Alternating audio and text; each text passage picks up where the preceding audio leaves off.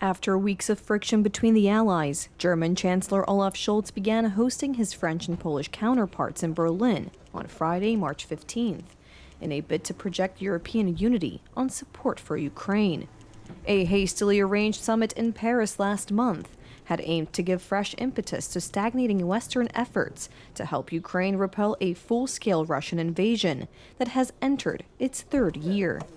Instead, French President Emmanuel Macron's refusal to rule out deploying Western troops to Ukraine triggered a dressing down from Scholz, highlighting long-running divisions between the European Union's two top powers.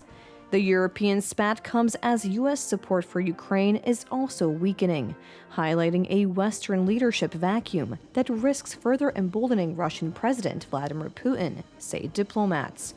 Franco-German spats are nothing new, but the current level of discord has alarmed officials in Kiev and across the continent. Ukraine's backers will buy more weapons for Ukraine on the world market to provide long-distance artillery to Kiev in its defense against Russia's invasion and use windfall profits from frozen Russian assets to buy Ukraine arms, German Chancellor Olaf Scholz said on Friday, March 15th. Today we have agreed on a few main issues, and among others we will acquire even more weapons for Ukraine, in fact, on the entire world market. That's a good improvement.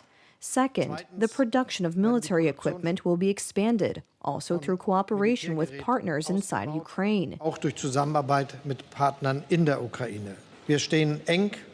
We stand closely by Ukraine's side. We have made this clear from the beginning, and this is true for as long as it takes.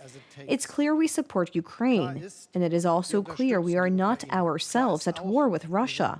Our common aim is and remains to ensure Ukraine can effectively defend itself against Russia's aggression. French President Emmanuel Macron said France and its allies will continue to support Ukraine as long as it takes. It's our future, our security, which is at stake in Ukraine. We are doing this out of solidarity for the people of Ukraine, whose territorial integrity is being threatened. We are doing this to defend international law, and we are doing it because the security of Europeans and of us is at stake in Ukraine. It is with this determination that we want to oppose the war of aggression launched by Russia.